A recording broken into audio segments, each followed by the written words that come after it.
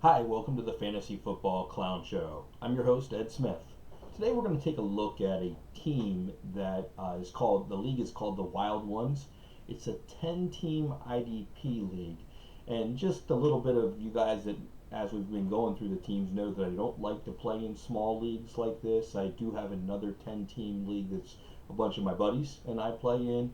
That's a dynasty, and then I play in one redraft that's actually an 8-team league which is not my preference either. And it's redraft, just kind of playing it every year, but not my preference at all because I think it's just a little bit too shallow. I think if I would remember back, I think I paid to get in this and then realized it was a 10 team and it was a one quarterback league, which again is not my preference. And then add IDP to it, I probably realized that, but I guess I didn't feel like it was going to be a 10 team league when I signed up for it. So as we take a peek at it, it's 1 point PPR, 1.5 point PPR for the tight end, so a half point premium there. We have 16 starters and one quarterback, two running back, two receiver, one tight end, two flex, two defensive linemen, two linebackers, two defensive backs, and two IDPs. So 8 on each side of the ball, 25 bench spots, 5 taxi, 5 IR. In a 10-team league, two receivers starting, even though there's two flex, basically his top 20 receivers are going to start. And so you really can't, you really, you know, kind of devalue the receiver position a lot because I feel like the difference between receiver 18 and receiver 60 isn't too great. I mean, maybe it is, but I guess I don't worry a lot about it. But you'll see as I drafted here that my lackluster caring about receivers and feeling like I can get a top, 20 guy or two, it feels like I can do that, and then I just go crazy on the running back position. And so we'll dive into what we have on defense, just because I don't really feel like there's a whole lot of value in the defensive side, and you'll see that I have 8 defensive players on this team and there's 8 starters. So I may move them around a little bit, but won't be holding any extra on the bench, or maybe there'll be a guy that I don't want to drop for a bye week and I'll just pick up an extra one and utilize a bench spot there. But as a rule, I won't be filling my bench spots with defensive players. And so I have Z Smith from the Packers on the defensive line, and Leonard Floyd as the other one. Linebacker, I've got a bunch, but they can play defensive line or defensive backs in some cases. But that's Edmonds from Buffalo, Williams, Levante David, Murray, and Okereke. And then I have Trayvon Diggs as my defensive back. And so that's the 8. And so just 8 of them. When we start having one quarterback and one tight end in a 10-team league with only a half point premium, I really discount the need for quarterbacks and tight ends. Now, in this case, I actually do have 2 starters in each of those positions, and we're going to kind of attack them just because, again, I don't think there's any value in either of those positions, and I just want middle of the pack guys that are, hopefully top 10, but if they're top 20, whatever, it'll do the trick. And so I've got Kirk Cousins and Daniel Jones as the quarterbacks. And notice that Cousins is kind of a safe thing, and Daniel Jones has running upside. But feel like I'll just pick those guys off the waiver wire to do whatever I need, and I'll always have one in this with only 10 starting on a given week. It just doesn't feel like it's something that I need to have. And with a half point premium, I don't even want to start them in my flex, so no purpose in that. And so then the tight ends that I have are Dawson Knox and Cole Kmet, and they're just both starters, and they're both low end. I didn't have to use any draft capital for those kind of players, and so just kind of have them there. Now, where I hit hard, and I was looking at the draft last year. This team started in 2021 this summer. Of my first 11 picks, 10 were running backs. So I picked 9 picks of running backs until I took Michael Thomas, who didn't even play last year, as the first receiver off the board, and then I took A.J. Dillon with the 11th round. And so I had 10 running backs before I had anything else in this draft. And if I look here, I think it was 40 rounds. So I got 10 or 9 rounds in before I picked anything but a running back. And out of my first 11 rounds, I had 10 running backs. And so then with 29 rounds left to go, I had to fill out the rest of the team. So that'll tell you what the team quality is and where I think the importance is in a scoring format like this. And I have a ton. I mean, I really feel like I have a ton of running backs that are good and quality. So we've got A.J. Dillon, who's young, Cam Akers, who is young, CEH, that's young, Javonte Williams, that is young, and Michael Carter, that is young.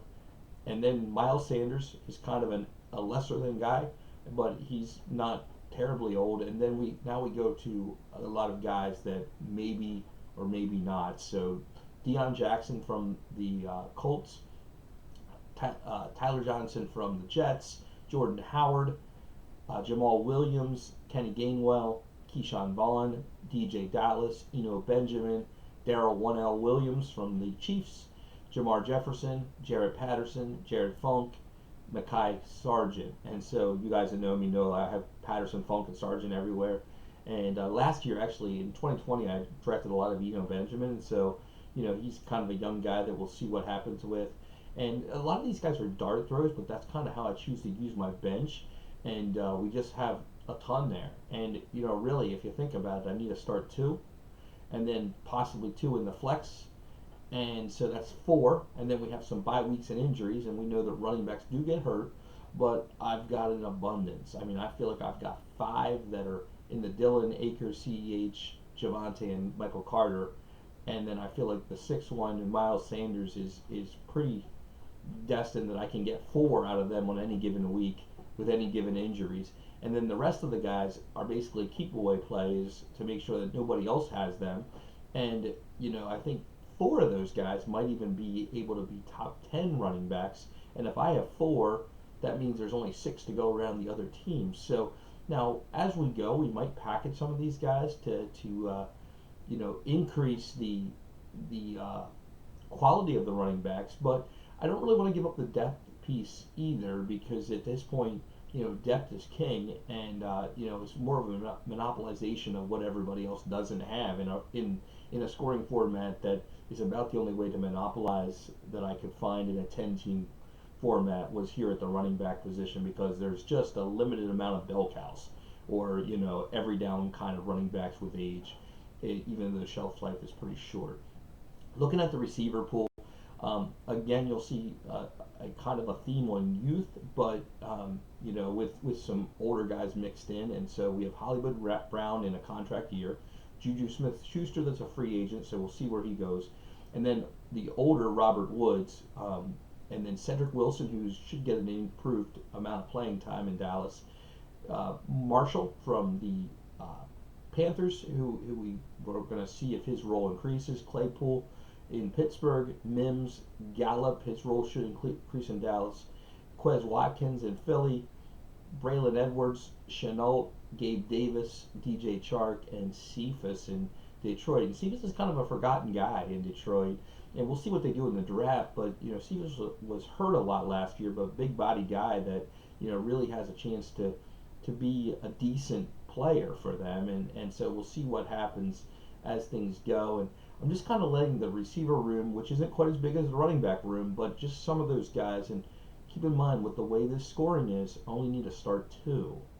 And would like some of those guys to get into the top 15, let's say, and just like two of them, the guys to kind of take a step up. I don't know where they'll be. I mean, I have ideas of who they'll be, but at this point, I don't really even know who they're going to be.